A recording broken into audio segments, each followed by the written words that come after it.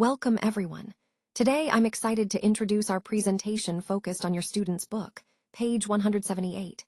We'll be exploring Mega Goal 3.1, which covers form, meaning, and function. The main theme of our session is Unit 11, Express Yourself. In the next few minutes, we'll delve into how language helps us express ourselves effectively, and I'll highlight key concepts and activities from this unit. Let's get started. Let's take a closer look at the basic structure of forming questions and sentences in English. First, we start with the verb in its infinitive form, which means the base form of the verb, like to go or to eat. Next, we have the subject, the person or thing performing the action. Then we use the verb be, which can be am, is, or are depending on the subject. After that, we might include a WH word like who, what, where, when, why, or how to ask specific questions.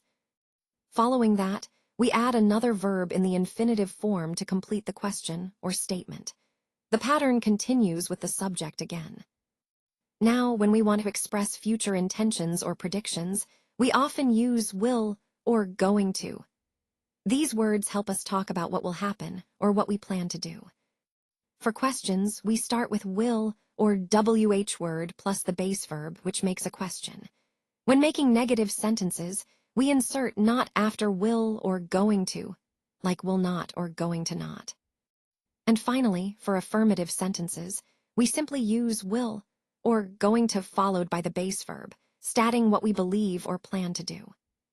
Understanding these patterns is essential because they form the foundation of constructing clear and correct English sentences and questions, which ties into the overall theme of mastering English communication. Now, let's look at some simple ways to talk about watching a horror film using different sentence types. First, for a positive statement, we say, they will watch a horror film. This is a straightforward way to express that they are going to do it. Next, for a negative statement, we say, they won't watch a horror film, which means they are not going to do it. Notice how won't is a contraction of will not, making it shorter and more natural in conversation. Finally, there's a question form. Will they watch a horror film? This is how we ask if they are going to do it. When answering, we can say yes, they will, if they are going to watch it, or no, they won't, if they are not. Understanding how to use will in these different ways helps us talk clearly about future actions, which is a key part of mastering English grammar. Remember, these forms are essential when discussing plans, predictions, or intentions, and they connect directly to the overall theme of expressing future actions confidently. Now let's take a closer look at the note on this slide. It mentions that the verb be can be am, is, or are depending on the subject. This is important because it helps us form the correct sentence. For example, if we're talking about a single person like he, we say he is. If we're referring to a group or multiple people, we use they are. Moving on to the positive form, we see the example. He is going to travel to England in the summer. This shows how we use be plus going to express future plans or intentions. Next, we look at the negative form, which is, we aren't going to enter the exam. Notice how we add not after, are, to make it negative. This is useful when we're talking about what we won't do in the future. Finally, the question form is demonstrated with, are you going to come to school tomorrow? When responding, we can say, yes, I am, or no, I am not. This shows how we form questions with be plus going to and how to answer them. These examples are key to understanding how to talk about future plans or intentions using be going to, which is a common and useful structure in English. It connects directly to the overall theme of expressing future actions clearly and confidently. Let's talk about how we use will in different situations. First, we often use will to make predictions or talk about uncertainty, especially when we use words like think, maybe, or probably. For example, I might say, I think it will rain, indicating a prediction based on what I believe might happen. Second, will is used when offering to do something for someone. For instance, you could say, I will lend you some money, showing a willingness to help out. Third, we use will to make promises. An example would be, I won't tell anyone, which reassures someone that you're committed to keeping a secret. Finally, will is also handy when deciding to take action while speaking. Like if I notice there's no milk left, I might say, "There isn't any milk left. I will go to the shops and get some." It shows a decision made on the spot. So overall, will helps us express predictions, offers, promises, and decisions, all important ways to communicate intentions and plans clearly. Let's take a closer look at some important uses of be in different situations. First, we have predictions with proof. For example, you might say, "Look at those clouds. It is going to rain today." Here, we're using is going to predict something based on evidence. Next, we have planned actions. Imagine someone asks, "Would you like to go to the cinema tonight?" And you reply, "Sorry, I am going to study for my maths test." In this case, "I'm going to" shows a planned activity that you've already decided on. Finally, we have intentions. For example, "I am going to work hard next term." This expresses what someone intends to do in the future. Overall, we use be going to for three main reasons: making predictions with proof, talking about planned actions, and expressing intentions. Remember, be can be am, is, or are depending on the subject. Understanding these key points helps us communicate future ideas clearly and naturally. Now let's look at how to talk about future actions using the negative form. When we want to say that someone will not be doing something in the future, we use the subject pronouns I, you, he, she, it, we, or they, followed by will not or won't, and then be. After that, we add the verb with the ing form. For example, "I won't be graduating" means I am not going to graduate at that time. For short answers, if someone asks, "Will you be graduating in 2 months?" a negative response would be, "No, I won't." And if it's a positive answer, you can say, "Yes, I will." Speaking of that question, "Will you be graduating in 2 months?" If the answer is yes, then, "In 2 months I will be graduating" is the correct way to respond. Now, let's connect this to the overall theme of future planning. The structure we're discussing is called the future progressive tense, which is used to describe actions that will be ongoing at a specific point in the future.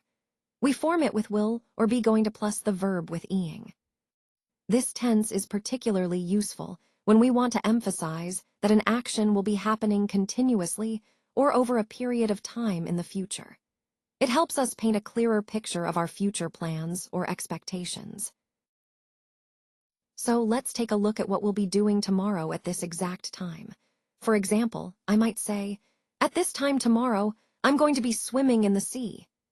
This shows an action that will be happening in the near future, and it emphasizes the ongoing nature of that activity. Another example is, "At this time tomorrow, I'll be shopping in the mall." Here, I'm using a slightly different structure, but it still talks about a future event that will be in progress at a specific time. These examples demonstrate the future progressive tense, which is formed with the structure S plus be going to plus be plus v-ing, or S plus will plus be plus v-ing. It's a useful way to describe plans, predictions, or actions that will be happening at a certain moment in the future. Remember, this tense helps us highlight the ongoing aspect of future activities, making our language more precise and expressive when talking about our plans.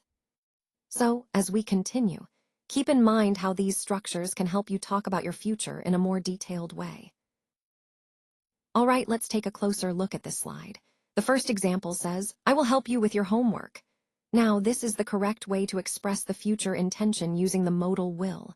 But then there's a note that says, we have to omit the ed.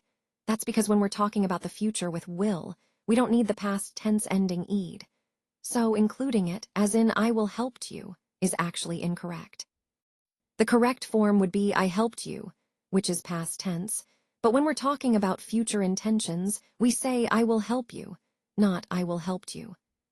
Now the third example, "Find the fib," is a fun way to engage you in identifying which sentence is a fib or false. So, in this case, the false statement is "I will helped you," because it mixes future tense with the incorrect past tense form. The key takeaway here is understanding how to properly use will for future actions and recognizing that we omit ed endings when forming the future tense with will. This concept is fundamental because it helps us communicate clearly and correctly in different tenses, which ties back to the overall theme of mastering English grammar and improving our language skills. Let's take a closer look at this sentence. It says, "He is going to start a new job next month." Now, notice that the original version uses, "He are going to start a new job next month," which is incorrect. The correct form should be, "He is going to start a new job next month." The key point here is the subject-verb agreement. Since he is singular, we need to use is instead of are. This is a common mistake, especially when we try to omit the verb to be. But in this case, it's important to use the correct form to make the sentence grammatically accurate.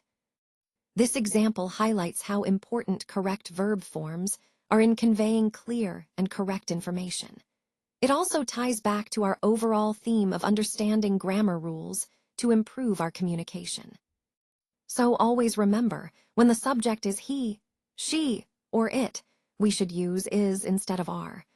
This small change makes a big difference in making our sentences correct and professional. All right, let's take a closer look at this sentence. At 5 o'clock tomorrow, she will be cooking dinner. Notice the key points here. First, the use of the future continuous tense, which is used to describe an action that will be in progress at a specific future time. Now, the slide also points out that we need to omit the s and add ing. This is important because when we form the future continuous, we use will be plus the verb with an ing ending. In the second sentence, at 5 o'clock tomorrow, she will be cook's dinner. The word cooks is incorrect because it's in the simple present tense with an s, which doesn't fit the future continuous context. So the exercise here is to find the fib, meaning which sentence doesn't follow the correct grammatical structure for describing a future ongoing action. The second sentence is the fib because it incorrectly uses cooks instead of cooking. Understanding this difference is crucial, as it helps us use the correct tense to accurately describe future actions in progress. It ties back to our overall theme of mastering verb tenses to communicate more clearly and effectively. All right, let's take a closer look at this form. It's a conditional structure that uses if plus the past simple, and then would plus the infinitive. Now, it's important to notice that the order of the clauses isn't fixed. We can have the if clause first or second without changing the meaning. For example, if I say, "If I won a lot of money, I would buy a big house," or I could flip it and say, "I would buy a big house if I won a lot of money." Both are correct and mean the same thing. This structure is commonly used to talk about hypothetical situations, things that are not real right now, but imagine what could happen if certain conditions were met. For instance, in the example on the slide, if you didn't smoke so much, you'd feel a lot better. It's a way to suggest that quitting smoking would lead to feeling healthier. So the key points here are that the if clause uses the past simple, and the result clause uses would plus the base form of the verb. Remember, the order can change, but the structure remains the same. This form is very useful in expressing unreal or hypothetical situations, which is often a big part of our discussions about wishes, advice, or imagining different outcomes. It ties into our overall theme of understanding how to express different types of conditions and possibilities in English. Now let's look at how we use the past tense, specifically the V-past form. An example would be using words like wish or if only to talk about things that are unlikely or impossible to change. For instance, I might say, "I wish I lived in the countryside," or "if only I lived in the countryside." These sentences express a desire that can't be fulfilled in the present because I don't actually live there. It's a way of talking about regrets or unfulfilled wishes about the past or present situations.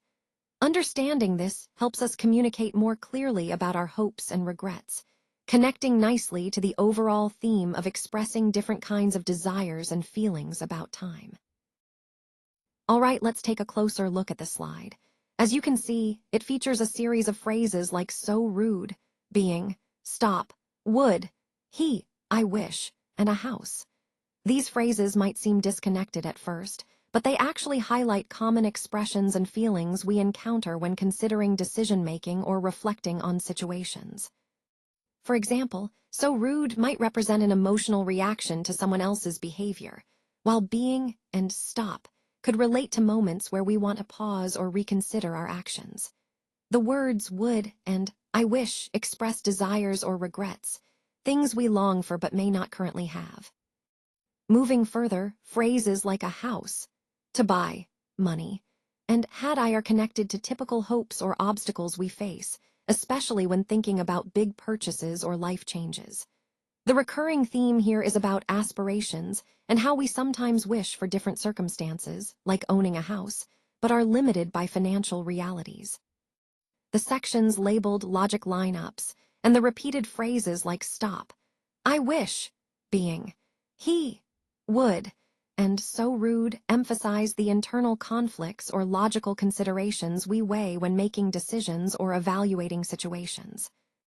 Overall, this slide underscores the importance of recognizing our emotional responses and desires, as well as the logical steps we consider in pursuit of our goals.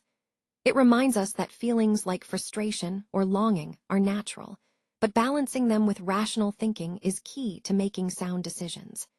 This is a crucial part of understanding how our mindset influences our actions and choices.